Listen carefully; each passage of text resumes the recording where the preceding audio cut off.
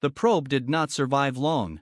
That, in itself, was not unusual. Thousands of exploration drones were lost every standard cycle across the expanding edge of known space. Stars flared unexpectedly. Gravitational tides tore machines apart. Radiation storms erased entire data cores before a single transmission could escape. But this probe managed to send 3 seconds of data before it died. 3 seconds were enough. The Galactic Survey Authority classified the planet immediately. Deathworld. Class 15. Extreme hazard rating. Permanent quarantine recommended. The data showed a world wrapped in violent storms, its surface scarred by tectonic upheaval so aggressive that entire continental plates visibly collided in real time. Atmospheric pressure fluctuated wildly. Radiation levels spiked without warning. Gravity was nearly double the galactic standard, enough to crush the internal structures of most sentient species. And then there was the biosphere. Massive lifeforms prowled the surface, predators armored in bone and keratin, apex hunters that moved with terrifying speed despite the gravity. Microbial life was even worse, adaptive, invasive, capable of breaking down probe alloys within minutes. The oceans boiled with chemical activity that would dissolve most organic matter. The Council's automated systems flagged it as one of the most lethal environments ever recorded. Class 15 Deathworlds were theoretical until recently. No known civilization had ever evolved on one. No sapient species could survive such a place, let alone build a society. The planet was catalogued, tagged, and nearly forgotten. Until the long-range sensor array picked up something impossible. Artificial signals. Not debris, not automated beacons drifting from some long-dead race. Active transmissions. The signals were structured, repeating, intentional. The data stream suggested technology primitive by galactic standards, but unmistakably engineered.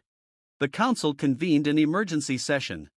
The chamber filled with representatives of species that had never shared the same air before. Some hovered in containment fields, others sat encased in pressure shells or radiation-dampening armor. The oldest civilizations occupied the highest tiers, while younger species watched in silence. The image of the planet hovered in the center of the chamber, rotating slowly. A Class 15 Deathworld. Alive. How is this possible? Demanded Councillor Vethrix of the Thal Dominion, his segmented limbs twitching in agitation. No sapient life can arise under those conditions. The evolutionary pressure alone would exterminate anything with higher neural function. Yet the signals persist, replied Archivist Keln, his voice calm and synthetic, and they are increasing in complexity. A murmur spread through the chamber. One of the junior analysts spoke, her voice trembling slightly. We have detected artificial satellites in orbit. That triggered an uproar. Satellites required metallurgy, precision engineering, mathematics, industrial capacity. On a Class 15 Deathworld. Impossible, snarled a representative of the Karate brood. Your instruments are faulty. They are not, the analyst said quietly. We also detected atmospheric manipulation, localized thermal regulation in several regions. The room fell silent. Terraforming. On a planet that tried to kill everything that touched it. The Council authorized a covert observation mission. No landing was permitted, no contact. The risk was too great.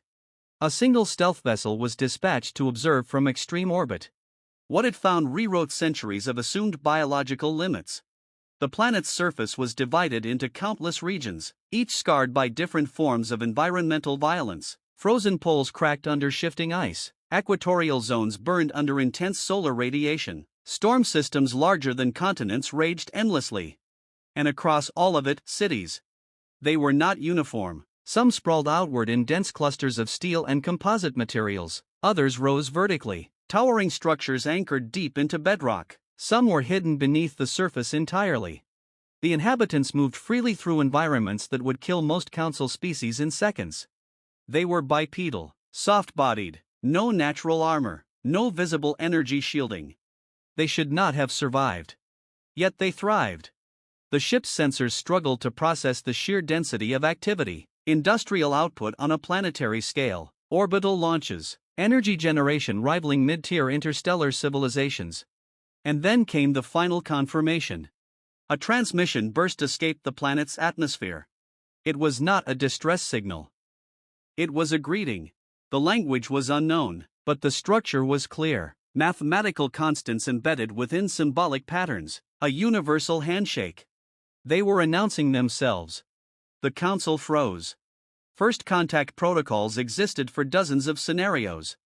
None covered sapient life evolving naturally on a Class 15 Deathworld. The debate lasted cycles. Some argued for immediate containment, others demanded quarantine enforcement, a few whispered about extermination before whatever that was could spread beyond its lethal cradle. But curiosity won. A single diplomatic probe was sent, heavily shielded, unmanned, broadcasting a simple acknowledgement. The response came within minutes. Coordinates. An invitation. The council selected an envoy team composed entirely of drones and remote avatars. No biological presence would risk exposure to the planet's conditions. The avatars materialized in a constructed environment tailored for interspecies communication. And that was when they met humans. The beings that appeared were underwhelming. They were average in size, no claws, no fangs, no exoskeletons. Their skin looked fragile, their eyes exposed, their posture relaxed. One of them smiled. "Welcome," the human said. "We were wondering when someone would notice us." The council's representatives exchanged stunned data bursts.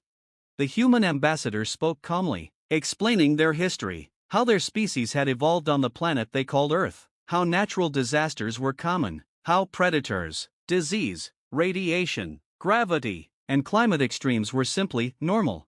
"We didn't know our world was unusual," the human admitted. "It's just home." When informed of Earth's classification, the human laughed. "Class 15 Deathworld?" she repeated. "That seems a bit dramatic." The council nearly fractured. Medical data was exchanged. The human's biology was horrifying. Their immune systems were hyperaggressive, capable of adapting to pathogens in real time. Their bodies healed from injuries that would cripple other species. Their pain tolerance was off the charts, not because they felt less pain, but because they endured it. They had evolved persistence hunting, running prey to exhaustion under crushing gravity. Their muscles and bones were reinforced simply to function. And psychologically, humans were worse. They possessed an alarming trait called defiance. When faced with adversity, humans did not retreat. They adapted. They learned. They pushed back. The council soon understood the truth. Earth was not just a death world. It was a forge. Every storm, every predator, every disease had shaped humanity into something uniquely dangerous. Not aggressive by nature, but unstoppable when threatened.